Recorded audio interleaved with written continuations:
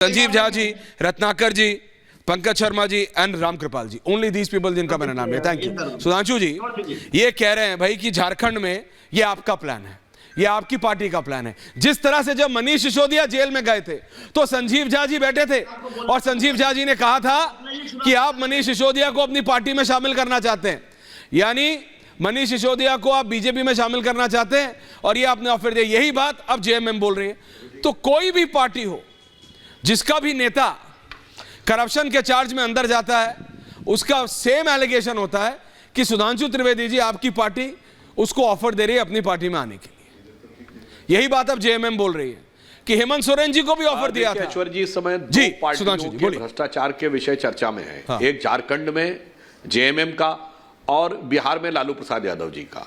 मैं दर्शकों को याद दिला देना चाहता हूं, जैसे एक जमाने में हम लोग फिल्म में एक डायलॉग बोलते थे ना, 20 बरस पहले की बात है, तो मैं याद दिलाना चाहता हूं 30 बरस पहले की बात है। 1994 भारत के इतिहास का एकमात्र उदाहरण जिसमें सर्वोच्च न्यायालय में यह साबित हो गया कि झारखंड मुक्ति मोर्चा के 3 सांसदों ने, रामकृपाल जी को बहुत अच्छी तरह याद होगा, रिश्वत लेकर और पीवी नरसिम्हा राव की कांग्रेस सरकार को विश्वास मत ने बचाया। यह भारत के इतिहास का बहुत बहुचर्चित कांड है। यह बताइए 1994 में भाजपा थी कहीं क्या, या मोदी जी अमित शाह जी का किसी ने नाम भी सुना था उस जमाने में? जी रोक रहा हूं आपको, माफी चाहता हूं, लेकिन वहां पे एक्शन हो रहा है। एमएलएस पहुंच गए, एमएलएस पहुंच गए। Over to Mridul, over to Mridul. Sudhanshu ji माफी चाह रहा हूं, thank you. Over to Mridul, Mridul full frame audio खोलो, मृदुल का, मृदुल का ऑडियो। विधायकों की बस में इस समय मैं दिखा रहा हूं आपको तस्वीर, ये आप देखिए।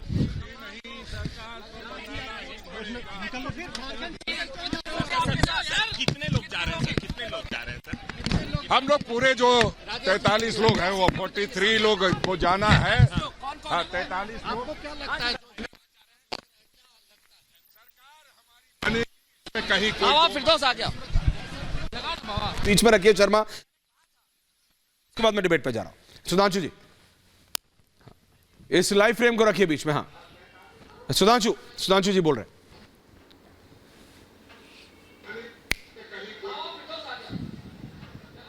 सुधांशु जी आप अपनी बात पूरी कीजिए।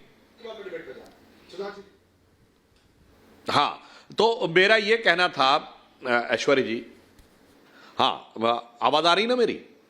बोलिए। आवाज आ रही है? जी आ रही है, बिल्कुल बाबूलाल आ रही है, बोलिए। हाँ देखिए मैं यही बताना चाहता हूं कि ये 1994 में शिबू सोरेन जी और इनके 2 अन्य सांसद बाकायदा सुप्रीम कोर्ट से साबित हो गए कि पैसा लिया था। इवन जिस अकाउंट में पैसा लिया था वो अकाउंट तक बरामद हो गया जिसमें कि 1 करोड़ रुपया डाला गया था। उसी प्रकार 1997 में वो जेल चले गए। भाई मुझे समझ में नहीं आता है कि जो लोग 30 बरस पहले और 26-27 बरस पहले जेल चले गए, साबित होकर, दोषी साबित होकर न्यायालय के द्वारा, वो आज कहते हैं 2014 के बाद ये सब कुछ किया जा रहा है। साहब ये तो उनकी फितरत है और मामले भी 15-15 साल पुराने हैं। इसलिए मैं कहना चाहता हूं ये भारत की राजनीति के 2 सबसे बड़े उदाहरण हैं भ्रष्टाचार के, which is proven by the court, और आज ये लोग ऐसा कह रहे हैं। इसलिए मैं सिर्फ ये कहना चाहता हूं भारत की राजनीति में एक बहुत बड़ी समस्या हो गई है। मैं गंभीरता से बात कहता हूं, रामकृपाल जी भी समझेंगे और मैं पंकज जी से भी अनुरोध करूंगा वो भी समझें। आज सिर्फ ये 1C करप्शन का नहीं है, ये 4C हो गए हैं भारत की राजनीति में चुनौती के, जिसमें corruption, casteism, criminalisation and communal politics, ये चारों C आपस में जुड़ जाते हैं। मेन है करप्शन, फिर जरूरत पड़ने पे उसको कास्ट का कवर दे दो, फिर जरूरत पड़ने पे कम्युनल कवर दे दो, और जरूरत पड़ने पे क्रिमिनल कवर दे दो। इसीलिए देखिए अनेक बार क्या होता है, उस समय मुझे याद है शिबू सोरेन जी के ऊपर जब ये हुआ था तो उन्होंने ओपनली बोला था मीडिया में, हाँ क्या हुआ, मैंने 1 करोड़ रुपया ले लिया तो क्या दिल्ली में बड़का बड़का आदमी 100-100 करोड़ ले लेता, उसका कुछ नहीं होता, मैं सीधा साधा आदमी, मेरे पीछे पड़ गए। मायावती जी उसको यूटिलाइज करती थी उस जमाने में। उसी प्रकार उत्तर प्रदेश में देखिए तो आजम खां पे कार्रवाई नहीं होगी क्योंकि कम्युनल एंगल आ जाता था। तो अगर भारत की राजनीति में ईमानदारी से इस अमृत काल में जितने विष हैं उनको निकालना है तो भ्रष्टाचार का किन किन चीजों से ढाल बनाई जाती है वो भी बताने की जरूरत है। और मुझे सबसे अधिक तो आश्चर्य होता है आम आदमी पार्टी के बारे में, जो ये कहती थी कि आरोप लगते ही इस्तीफा देना चाहिए। जो लोग कांग्रेस पार्टी को करप्ट बताते हुए नहीं आघाते थे वो आज उनका बचाव करते हुए नहीं आघाते हैं। यह दर्शाता है कि 11 वर्ष में वक्त कितना बदल जाता है।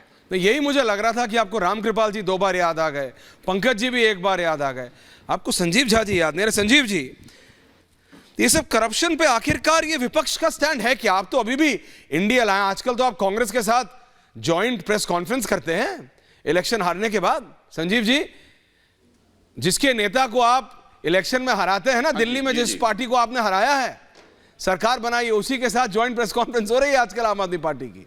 लेकिन आप लोगों का स्टैंड क्या है करप्शन पे? संजीव जी, बड़ा देखिए सर, आजकल 2 हेमंत की बड़ी चर्चा हो रही है। और दोनों हेमंत पे करप्शन के चार्ज थे। एक है हेमंत बिश्वा और दूसरे हैं हेमंत सोरेन। हेमंत बिश्वा ने चूंकि भारतीय जनता पार्टी में शामिल हो गए तो करप्शन का केस भी गायब हो गया और वो मुख्यमंत्री बन गए भारतीय जनता पार्टी से असम का। लेकिन दूसरी तरफ हेमंत सोरेन ने चूंकि इनकी हेकरी को स्वीकार नहीं किया तो आज वो जेल में हैं।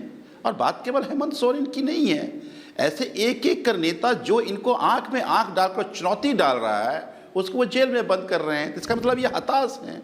अगर इनका करप्शन से लेना देना होता है सर, एक बात बताइए, सतपाल मलिक को भूल गए होंगे अभी सुधांशु जी। सतपाल मलिक जी ने कहा था जम्मू कश्मीर में प्रधानमंत्री के निजी लोग आकर के खुलेआम भ्रष्टाचार कर रहे हैं। उन्होंने कहा था कि देश का सबसे भ्रष्टतम मुख्यमंत्री गोवा का मुख्यमंत्री है। 40% कमीशन की सरकार कर्नाटका में कहा गया। अदानी के खिलाफ कई लोगों ने शिकायत करी, संजय सिंह जी ने शिकायत करी। संजय सिंह तो जेल में है, अदानी तो कोई ईडी सीबीआई नहीं पहुंच पाई। तो भ्रष्टाचार से कोई लेना देना नहीं है। इनकी कोशिश बस इतनी है कि किसी तरह से हम डराए ताकि हमारे अधीनता स्वीकार कर ले। एक बात आप समझिए, भारतीय जनता पार्टी एक एक कर जितने भी डेमोक्रेटिक इंस्टीट्यूशन है सबको इन्होंने खत्म कर दिया। आज ईडी हो या सीबीआई, कोई इंडिपेंडेंट जांच इकाई नहीं है। भारतीय जनता पार्टी के विंग की तरह काम कर रहे हैं। ये तो डकैत लोग हैं। देखा ना किस तरह से चंडीगढ़ में डकैती किए हैं। बैलेट की डकैती तो भारतीय जनता पार्टी करती है, जाकर के विधायकों की लूट का काम भारतीय जनता पार्टी करती है। किस तरह से महाराष्ट्र सरकार बनी, विधायकों को लूट लिया इन्होंने, गोवा जाकर विधायकों को लूट लिया। अब विधायकों पर नजर इनकी झारखंड पे। आप जेएमके करके कितने भाई 81 के विधानसभा में 48 का अगर बहुमत हो तो सरकार बननी चाहिए। पहली बार ऐसा हो रहा है कि आज वहां पे ना तो राष्ट्रीय शासन है ना मुख्यमंत्री है। इनको संविधान से कोई लेना देना नहीं है, डेमोक्रेसी से कोई लेना देना नहीं है। इन्होंने डेमोक्रेसी को खत्म कर दिया है और आज जिसके पास बहुमत है उसे शपथ नहीं दिला रहे। अभी देखा आपने बिहार में पलट गए, पलटू राम आए, 4 घंटे के अंदर शपथ हो गया। लेकिन झारखंड में नहीं हो रहा है। ये डकैत लोग हैं, डकैती कर रहे हैं। डेमोक्रेसी का, बैलेट का, विधायकों का।